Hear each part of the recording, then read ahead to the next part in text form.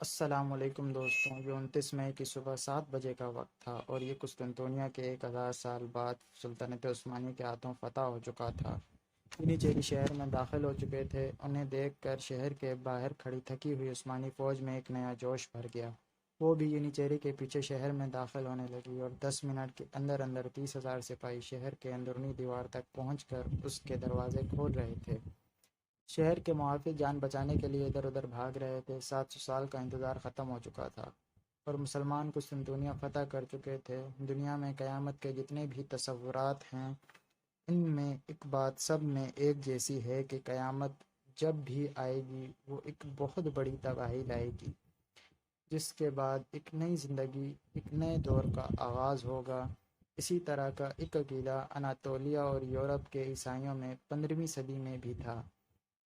وہ یہ کہ اگر قسطنطنیہ فتح ہو گیا، یعنی قسطنطنیہ عیسائیوں سے چھن گیا، تو اس دن قیامت آئے گی، نہ قیامت کا آغاز ہوگا۔ اس لیے 29 مئی 1453 کے دن قسطنطنیہ والوں نے یہی سمجھا کہ قیامت آ گئی ہے۔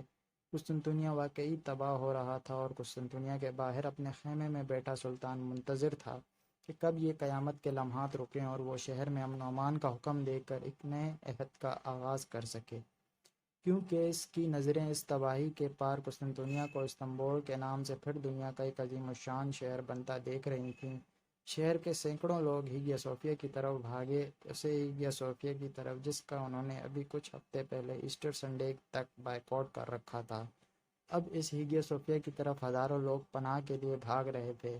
شہر میں سینکڑوں سال سے ایک کہانی مشہور تھی کہ جب دشمن شہر میں داخل ہو کر قسطنطین کے ستون تک آ پہنچے گا، اس وقت ایک فرشتہ نمودار ہوگا جس کے ہاتھ میں تلوار ہوگی، اور اسے دیکھ کر شہر کے محافظ ہمت بڑھ جائے گی اور وہ پھر سے فاتحین کا مقابلہ کریں گے اور انہیں شہر سے نکال دیں گے۔ کہانی کے مطابق چونکہ فرشتہ نے ہیگیا صوفیہ میں نمودار ہونا تھا، اس لیے ہیگیا صوفیہ میں سینکڑوں پادری، مرد، عورتیں اور بچے جمع ہو چکے تھے اور موم بتیاں جلا کر کسی معجزے کی دعا مانگ رہے تھے۔ لیکن معجزے سے پہلے کچھ اور ہو گیا۔ معجزہ تو نہیں، البتہ ایک دھماکہ ہو گیا۔ وہ یوں کہ اچانک چرچ کے مرکزی دروازے پر شہنشاہ کے گزرنے کے لیے مخصوص تھا، ایک خوفناک آواز گونجی۔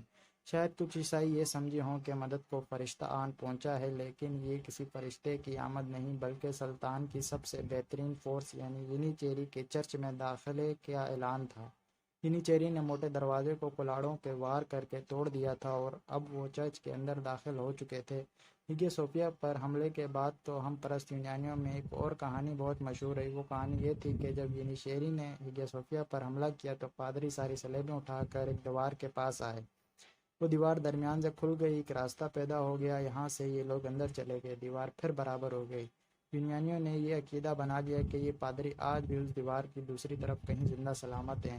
جس روز کوئی عیسائی بادشاہ پھر سے قسطنطین کو فتح کر کے ہیگیا صوفیہ کو دوبارہ گرجا گھر بنا لے گا، اس روز دیوار پھر سے کھلے گی اور اس کے پار موجود پادری واپس حقیقی دنیا میں آ جائیں گے۔ حیرت انگیز طور پر شہر اس ابھی تک مکمل فتح نہیں ہوا تھا۔ شہر کے کچھ حصوں میں عیسائی جنگجو آخری سانس تک لڑنے کا تہیہ کیے ہوئے تھے۔ یہ لوگ جیت تو سکتے نہیں تھے، لہٰذا موت جلد یا بدیر ان کا مقدر تو تھی ہی، لیکن ایسے میں سلطان محمد فاتح نے جنگ ختم کرنے کے لیے انہیں ہتھیار پھینکنے کے بدلے امان دینے کا وعدہ کیا۔ انہوں نے ہتھیار پھینک دیے اور سلطان نے یہ وعدہ پورا بھی کیا اور انہیں واپس جاتے ہوئے عثمانی فوج کے کسی دھڑے نے نقصان نہیں پہنچایا۔ یہ لوگ شہر سے نکلے اور اطالوی جہازوں میں بیٹھ کر یورپ چلے گئے۔ اب شہر واقعی فتح ہو چکا تھا، رہی سہی مزاحمت بھی ختم ہو چکی تھی، پورے شہر پر مسلمانوں کا عثمانی ترکوں کا کنٹرول تھا۔ لیکن 4 لوگ ایسے تھے جن کی سلطان محمد فاتح کے لیے اس وقت سب سے اہم تھے۔ چاروں میں سے ایک رومن شہنشاہ قسطنطین 11، دوسرا سلطان کا چاچا اورہان قلبی جو عثمانیوں کا غدار تھا، تیسرا پوپ کا نمائندہ کارڈینل آئسوڈور جو پوپ کے 300 تیراندازوں کے ساتھ شہر میں آیا تھا، اور چوتھا شہر کا محافظوں کا سردار جسٹنٹینیانی۔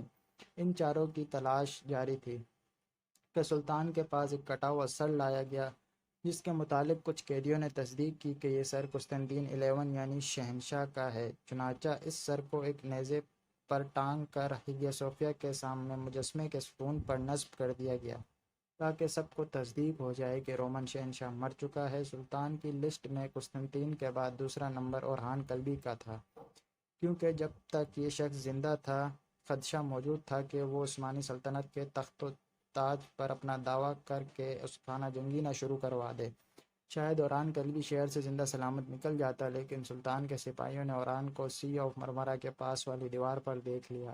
اوران جان بچانے کے لیے بھاگا، لیکن سپاہیوں نے اسے گھیر لیا۔ جب اسے کوئی فرار کا راستہ نظر نہ آیا تو اس نے بلند دیوار سے نیچے چھلانگ لگا دی۔ سپاہی جب اس کے قریب پہنچے تو وہ مر چکا تھا۔ ترک سپاہی اس کا بھی سر کاٹ کر سلطان کے پاس لے گئے، اور یوں یہ دوسرا دشمن بھی مارا گیا۔ تیسرا دشمن تھا کارڈینل آئسوڈور۔ یہ گرفتاری کے خوف سے اتنا پریشان ہوا کہ اس نے اپنے قیمتی کپڑے ایک لاش کو پہنا دیے اور لاش کے پھٹے پرانے خون آلود کپڑے پہن کر بندرگاہ کے راستے پر ہو لیا۔ لیکن راستے میں اسے سپاہیوں نے روک لیا، مگر مسئلہ یہ تھا کہ ترک سپاہی اسے شکل سے نہیں پہچانتے تھے، اور سپاہیوں نے رحم کھا کر اسے چھوڑ دیا۔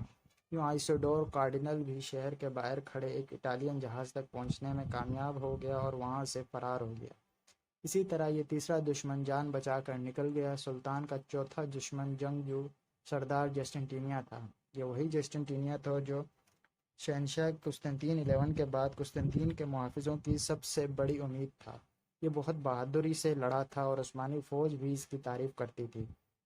جسٹنٹینیانی شہر پر عثمانیوں کا قبضہ ہونے سے پہلے آخری لڑائی میں زخمی ہو چکا تھا، اور اس کے ساتھی اسے اٹھا کر اسی بحری جہاز میں لے گئے تھے جس پر وہ اجنبیوں سے یہاں آیا تھا۔ جب عثمانی فوج شہر میں داخل ہو گئی تو جسٹنٹینیانی اسی بحری جہاز میں زخمی پڑا ہوا تھا۔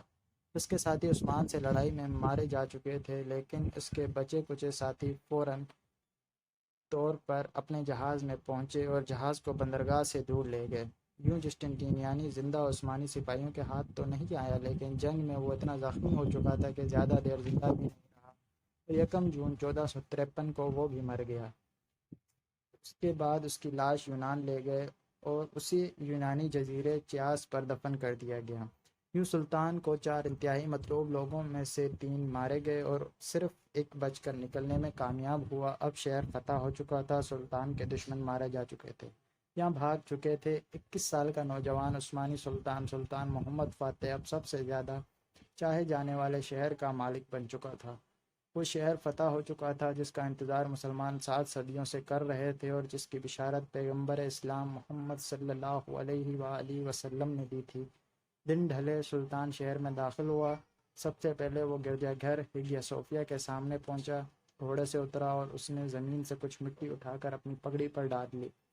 یہ اس کا خدا کے سامنے عاجزی کا اظہار تھا۔